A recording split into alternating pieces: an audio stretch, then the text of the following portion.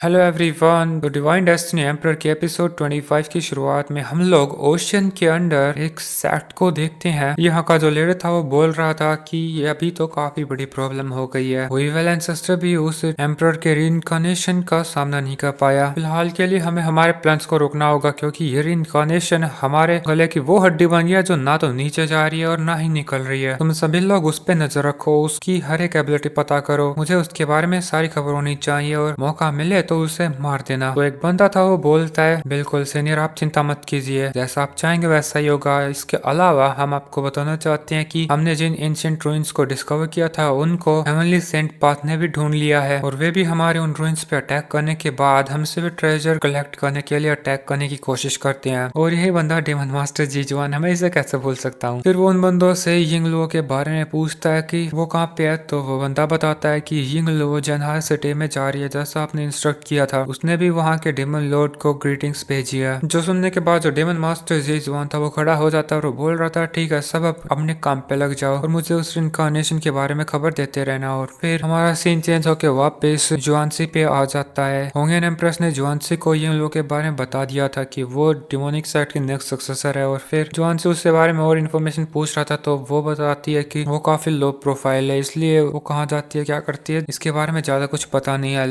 लेकिन जितना पता है उसके मुताबिक उसकी म्यूजिकल स्किल्स काफी अच्छी हैं। तो जुआन से होंगेन एम्प्रेस को बोलता है कि ठीक है तुम लोग इस यिंगलुओ के बारे में सारी इन्फॉर्मेशन पता करो, क्योंकि अगर डिमोनिक पाथ के ग्रैंड प्लान के बारे में पता लगाना है तो यिंगलुओ ही सबसे बेस्ट ऑप्शन है। जिसके बाद वो थोड़ी देर के लिए शांत हो जाता है। होंगेन एम्प्रेस उसको बोलती है कि सीनियर, मैं कुछ टाइम के लिए आपको अकम्पनी नहीं कर पाऊंगी क्योंकि मैं अपनी सेक्ट के डिसाइपल्स को एंशिएंट रूइंस में उनकी फायर एबिलिटीज को ट्रेन करने के लिए ले जा रही हूँ। लेकिन आप चिंता मत करें, मैंने यानरो को मैसेज भेज दिया है और वो आपको कंपनी करने के लिए जल्दी ही आ जाएगी। जिसके बाद वो जुआनसी को बताती है कि यिंगलुओ फिलहाल इसकी तरफ ट्रेवल कर रही है। मैं आपको एक बैम्बू स्लिप दे रही हूँ जो आपको 1000 मील तक कुछ ही सेकंड्स में टेलीपोर्ट कर सकता है। तो जुआनसी मन मन काफी खुश हो जाता है और वो बोलता है फाइनली इससे पीछा छूटेगा। और फिर जल्दी से वो उसे बोलता है कि इस टेलीपोर्टेशन को एक्टिवेट करने के लिए। तो होंगेन एम्प्रेस ऐसा ही कर देती है और जुआन से तुरंत ही टेलीपोर्ट हो जाता है। जिसके बाद वो एक पहाड़ के ऊपर आके टेलीपोर्ट हुआ था और वहीं पर उसके पास तभी यानरो भी आ जाती है। जुआन से उसके सामने एक क्लाउड को देख रहा था जिससे काफी सारी डेमोनिक एनर्जी निकल रही थी और यानरो जुआन के पास आके बोलती है कि मुझे सीनियर यानरो से जैसे मैसेज मिला तो मैं आपके पास आ गई, अगर तेरी हो तो मुझे क्षमा करे। लेकिन फिर हमें उस डेमोनिक एनर्जी के क्लाउड को दिखाया जाता है जिससे काफी सारी लाइटनिंग रिलीज हो रही थी। और फिर हमें एक बड़े रथ को दिखाते हैं जिसके साथ काफी सारे डेमोनिक सेक्ट के बंदे भी चल रहे थे। तो डेफिनेटली इसी के अंदर वो यानरो मौजूद होगी और हमें उसकी एक झलक भी देखने को मिलती है जो एक इंस्ट्रूमेंट बजा रही थी। और इन्हीं के ऊपर एक पहाड़ पे जुआनसी भी टेलीपोर्ट हुआ था। जुआनसी भी सभी को जाते हुए देख रहा था और वो बोल रहा था कि इन सब के साथ एक साथ डील करना तो काफी ज्यादा मुश्किल होगा। और तभी यानरो जुआनसी को बोलती है, सीनियर उसको देखो। फिर इसी के साथ हमें एक बंदे को दिखाते हैं जिसके पास दो स्वॉर्ड थी और उसने आंखों पे पट्टी बांध रखी है। और जुआनसी को यानरो बताने लगती है कि वो ब्लाइंड स्वॉर्डमैन है जो एक बार राइटिजियस पाथ का मेंबर था लेकिन उसने डेमोनिक पाथ ज्वाइन कर लिया। जुआनसी उससे पूछता है कि वो कितना स्ट्रॉन्ग है तो यानरो उसे बताती है कि वो बहुत ज्यादा स्ट्रॉन्ग है, इतना स्ट्रॉन्ग कि उसने 2 ही अटैक में उस एविल एंसेस्टर को हरा दिया था जिसके साथ आपने फाइट करी थी। अब ये सुन के तो जुआनसी काफी ज्यादा घबरा गया था। वो बोल रहा था उस एविल एंसेस्टर से